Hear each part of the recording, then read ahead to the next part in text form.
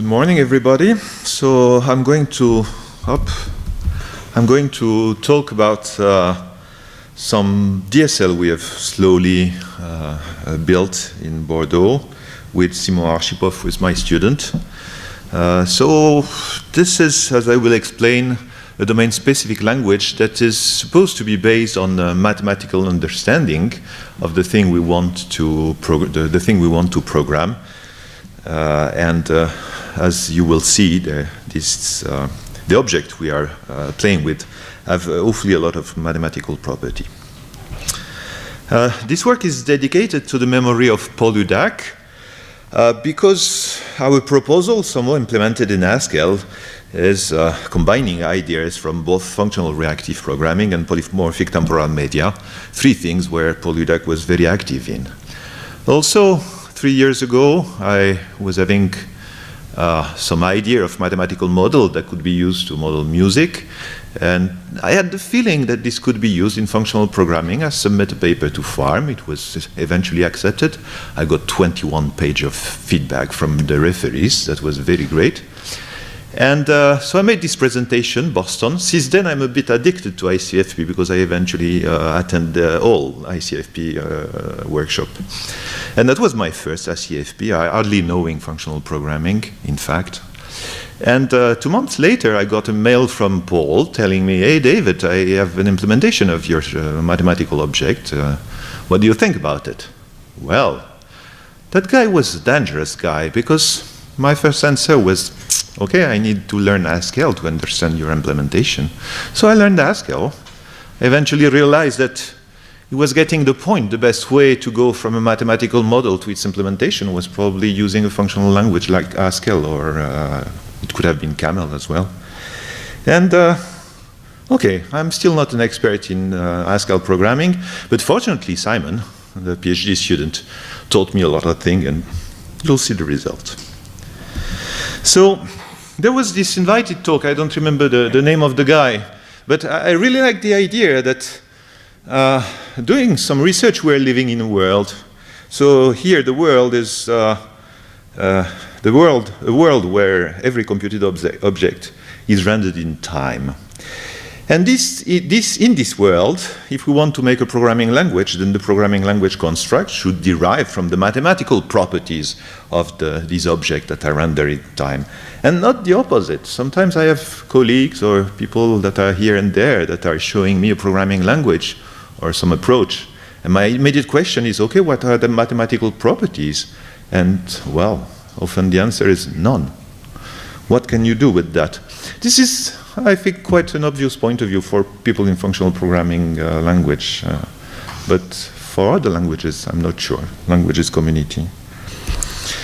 So the research context, yet another programming language for reactive temporal media systems, and actually a domain-specific language. The main features that I expect for this domain-specific language is that it is abstract enough so that it can be structured for end users that don't want to play with events, that don't want to play with synchronization. If the end user is a musician, he wants to use notes and melodies and rhythm, things like this. It should be softly real-time. It means that if ever by any chance I'm on stage, by any chance I pause my software and then I start it again, then it should cope with the delay it has accumulated being paused. Because if we want people to dance, then the rhythm should be kept. It should be usable on stage, so reliable, and I must confess that at the moment our implementation is not that stable, or at least there are some memory leaks here and there. And pervasive. And pervasive means that I would like this thing to be usable in 10 years from now. But how could it be? One possibility is that we really catch the good mathematical abstraction, and then possibly the interface will change, the syntax will change, but behind the mathematical object will remain the same because they are the good ones. So there are existing proposals, functional reactive programming, that is reactive and timestamp, polymorphic temporal media, that is structured and algebraic. There are the synchronous languages that are fast and robust. timed I/O automata that are well-defined and checkable, and many other. But mostly all these models are incomparable, so we had to make our own, more or less. So our approach is based on 3 layers that I will describe one after the other. I will start with the mid-end, which is the QList, which is sort of a mid-level abstraction of the object I want to play with. I will show how I can make a reactive kernel to play those QLists, this mid-end object, with event, so that will be the back end. And on the front end, there will be these temporal medias. Again, with plenty of mathematical properties that sort of justify their relevance. So, in a world where every object is rendered in time, what are they and when they are combined nicely. So, the QList. What is a QList? I assume that I have a list of duration. Take, for instance, the reals, if you like it, or the integers, extended with plus infinity, so that we can play forever. And some type of temporal value. Temporal value are, for instance, notes or melodies, so things that are played for some duration. And the QList is just a mapping that tells at every moment from the start of the program what number of these values are to be started. So here is an example of a QList. So it's essentially bundles of these temporal objects that starts at the same time, that are separated by delays. And of course, when I start chords, for instance, on piano, I start notes at the same time, but there is no constraint on the fact that these notes should end at the same time. I can make sort of a reverse arpeggio to stop the notes. So this is the mid-level object. What are the constructors? So I can take a bundle of notes and create such a QList. I can shift a QList by some delay, and I could add an append a bit in the list style. But actually, there is a much more interesting operation, which is the merge. What is the merge? Assume that I'm playing some piano with my right hand. This is a QList. Another QList played by the left hand. This is not the QList. And what is the merge? Well, this is just what is played by both hands. That's sort of a parallel or concurrent operation. There is some syntactic normal form that is there, actually. Just a matter of representing it. What are the getters? Well, this is almost a list. So I have my QList arriving. I can take the bundle of notes that is played, that is started now. This will be the atoms. Then there is the delay to the next bundle of notes. And from that next bundle of notes, this will be the tail. It has a list flavor. So here is an example of atom delay to tail and tail decomposition of a QList. Okay, this is very clear. And we have sort of list-like programming style with these objects. There are plenty of invariant. Well, this is good to have invariant because writing the code, implementing this function, I can put these invariants in quick check. And I'm very scared of programming because each time I'm changing something, I'm scared that everything will collapse. And thanks to quick check, it is a bit more robust and survive changes. Yes, property.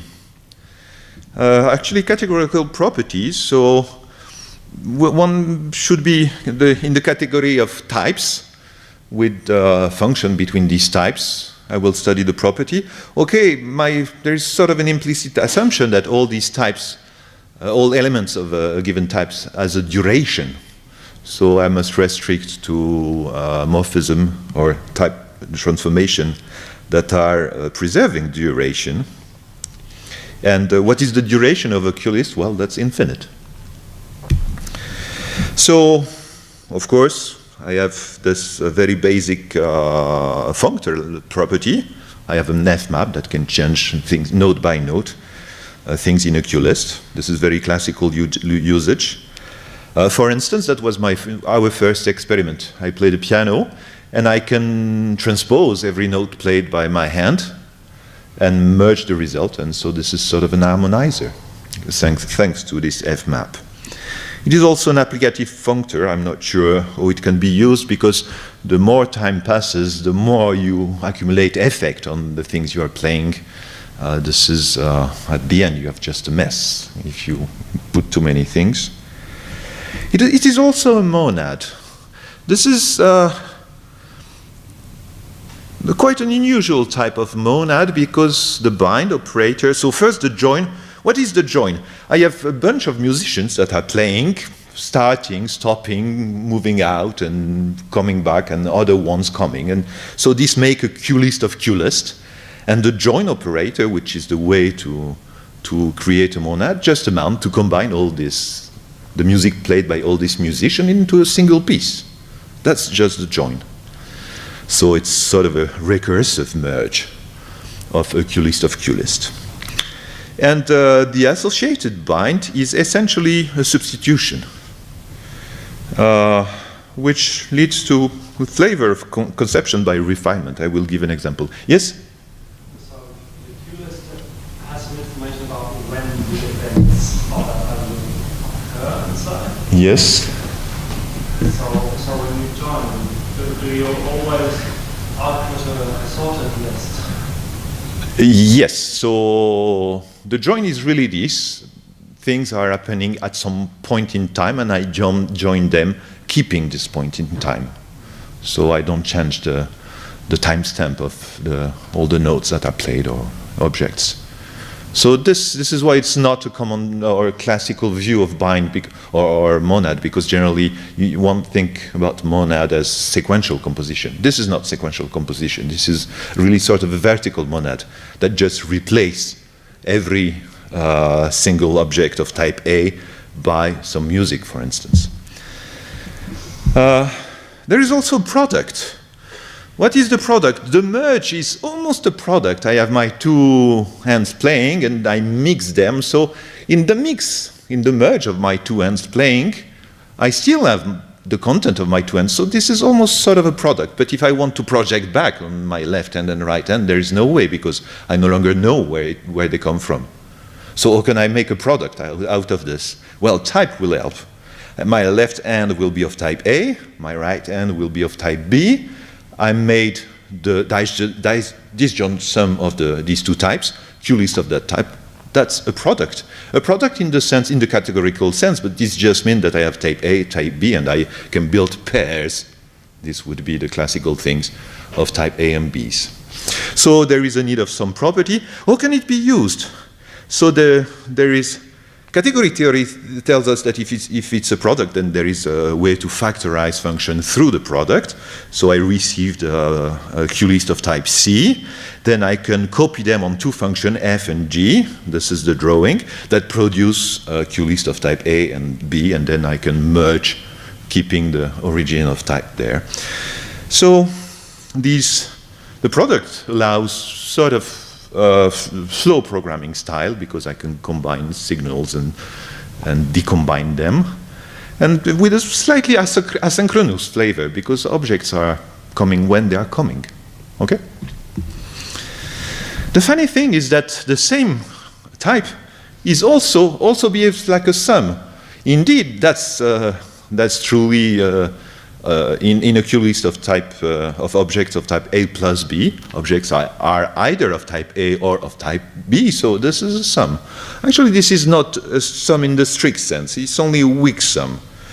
So this sum allows to receive a merge Q list of things of type A and B. I can separate them, apply some function, and then towards a common type Q list of C, and then I merge the result. And the fact it is only the weak sum, it means that every pair of functions do factorize along such a factorization function, but not in a unique way. Okay, if you're interested, I can give detail. So a stronger flavor of asynchronous data flow programming. And actually, this is also a Cartesian closed category category, which means, very concretely, it means that I can have flows of function of QList A to QList B that I can apply on the fly and for a certain duration on a flow of QList A, and I obtain a QList B. So altogether, all this categorical property give way to build application architecture. There is an example here. I have from a graphical user interface. Yes, sorry?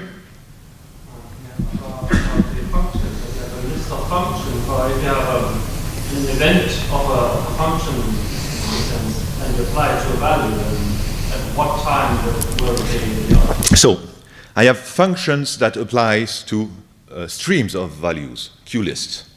So what will be the rule? A function arrive, it says what is the current input on the other side, and takes it from that time and applies from that time to the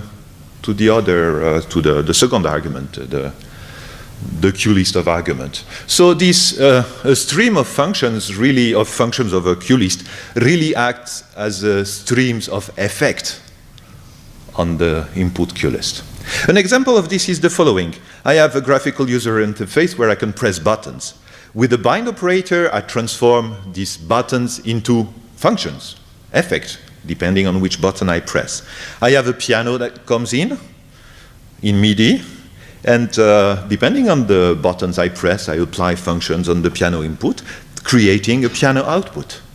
This will be the example I will show later. So, I have nice properties of this functions between QLists. I am saying that I can play them real time, on the fly, that I can on the fly read an input stream and on the fly apply a function over those streams and make all this combination. Is this true? Well, I need a kernel to truly transform this into a reactive program. So all these objects start at some point and finish at some point, so they are characterized or synchronized by two events, a start and a stop. The reactive kernel just amounts to do that. So the basic architecture of our reactive kernel is the following. We are receiving on and off event describing the life of these primitive objects, nodes, for instance. Then I convert this on the fly. We convert on the fly this on and off event into QList of event, over which a function of a QList can be applied, giving us a QList that we eventually, still on the fly, convert into on and off events. Okay? Does this work? Well, there are unknowns there. When I convert a series of on and off event into a QList, when I receive an on event, I know that a node starts, but what is its duration? No idea before I receive the off. So I have the need of having an explicit notion of unknown duration. So we have unknown duration of the time values, and also the unknown duration for this delay to tail between two distinct on event. So also an unknown tail. So how to make this work?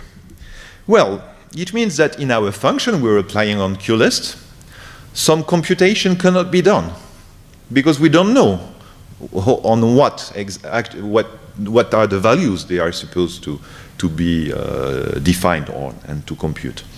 So we need to freeze some computation. This is made by an additional construct.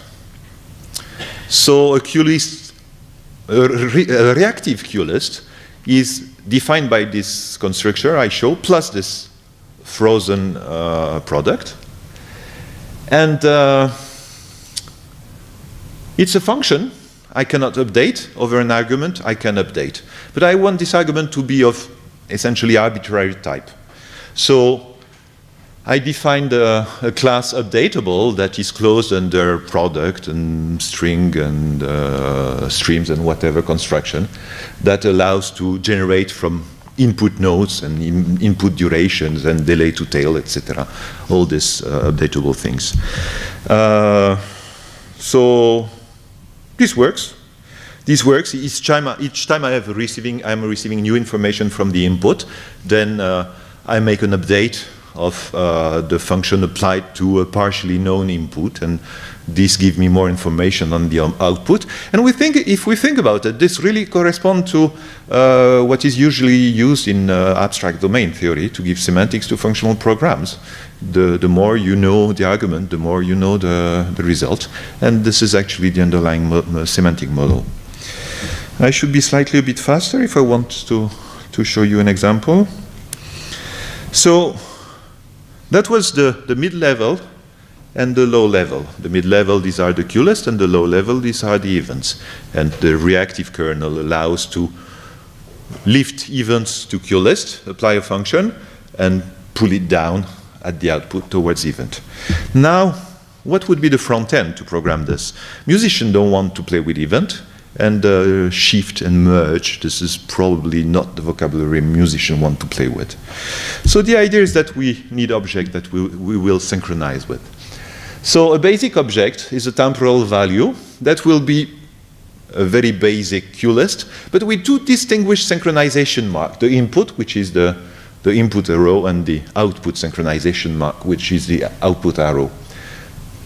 As a particular case, there is the delay that is a silent note. This object can be combined sequentially. I will note this with a plus. And the funny things come defining a negation. A negation of an object just amounts to reverse the two synchronization points, input and output. The object itself remains in the same direction. And then I have the difference, which is the sum, the x plus the negation of y. And this creates a synchronization to the end, moving the synchronization point that way. And the result is what? Well, the result is what you can have playing with the turtle of Logo. You start somewhere with your turtle, and it moves, and you end somewhere. And so you have your input point, your output point, and then the drawing that has been made. And these things composes, just the same with music. So all these x and y will be combined. Well, they are QList underneath, so they will be just merged. So a temporal tile that arises from this combinator is just some syntactic sugar of a QList, an input point, a duration to the output point, and then some duration, possibly negative, that reaches the beginning of the QList.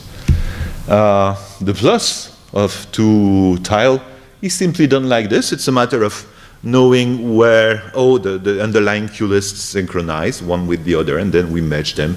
So depending on the case, I just merge the QList, or I shift one or the other, and I merge the results. This works well. Delays there just encode duration. Okay, there is a one-to-one correspondence between delay and duration. And this algebra has a hopefully interesting property.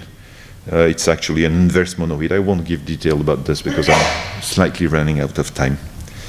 There are interesting derived operator.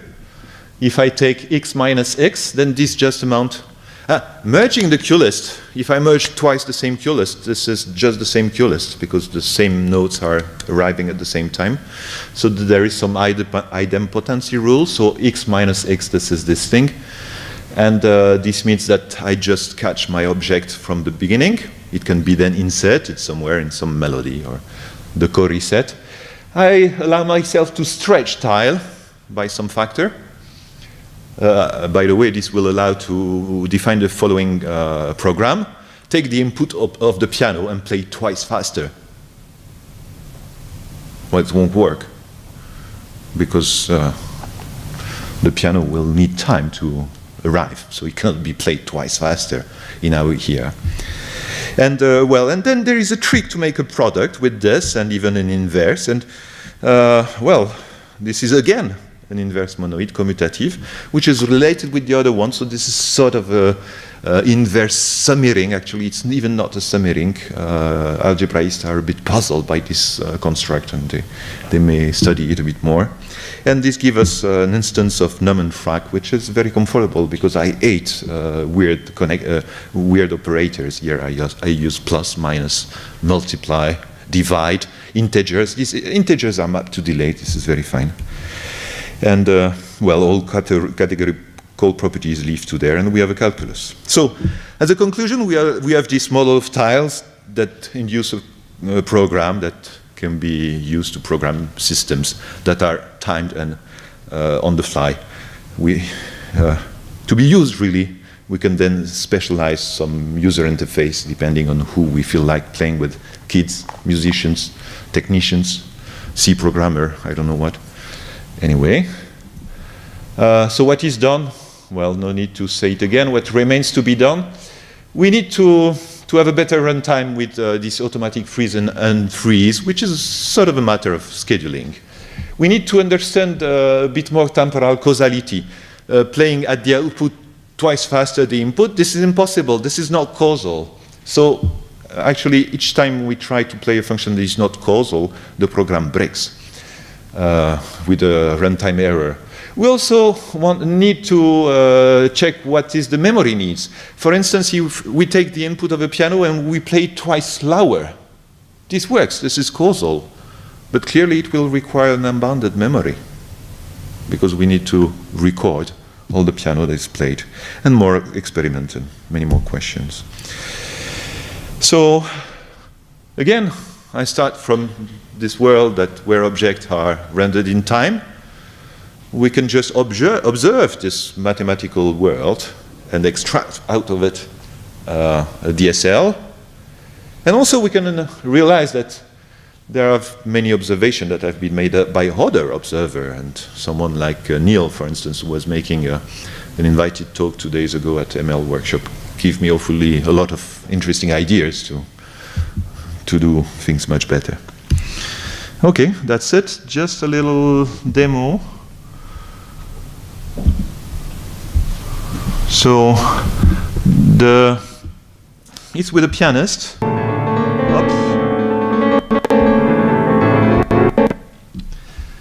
He plays, I change the note, he adapts himself.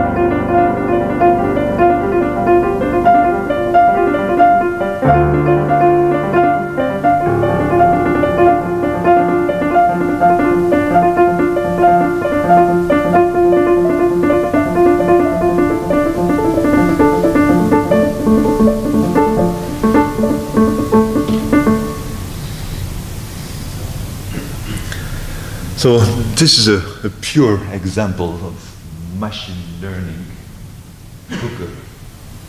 What is the underlying algorithm? Every 4 bits, I record what the pianist is playing, and from that point, after the recording, I replay it twice faster, 1 octave lower, forward, and then backward. And because this guy is playing on stage with good and bad musicians for the last 30 years, he can use this feedback to adapt his play, and he can build something out of it, as you've seen. Okay, thank you for your attention.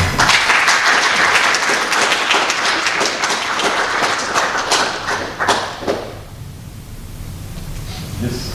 So you mentioned, again, assisted analysis to help avoid these causal violations. Is there a possibility of strengthening the algebra so that we cannot be expressed? So what at runtime level, we have timestamp, and so we know whether we're late or not. So we can make runtime error. At compile time, we have to play with unknown duration that are combined, multiplied, divided, subtracted, etc. What are the resulting objects? Polynomials over the reals. Is the theory decidable? Yes, nasty.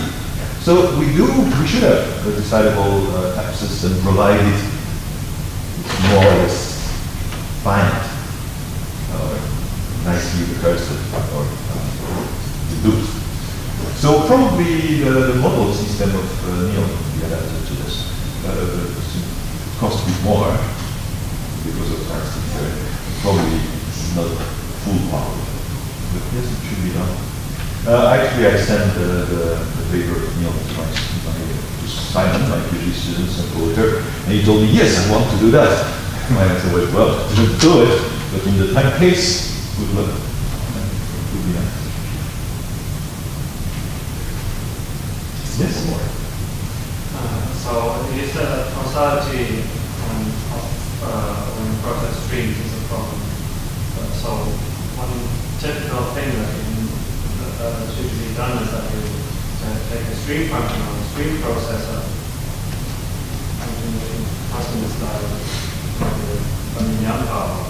So does that work? Something like this? So I could just use streams transducer, for instance, directly. So I ask the programmer to explicitly write even the final state automatically that match input to output. Good, it works. It is efficient, it can be even coded in hardware, and it is causal. But the musician won't define such a thing.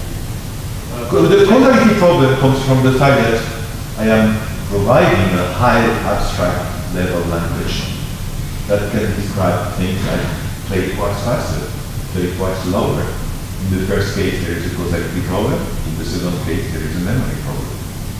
That's right. So I want to provide this to the user and then to run some static analyzer, or at least dynamic checking to tell when it's wrong and the user, the musician. To some extent, it's amazing how we can use computer, we can program things, but whenever there is an application that is dedicated to everybody, it's mostly completely stupid.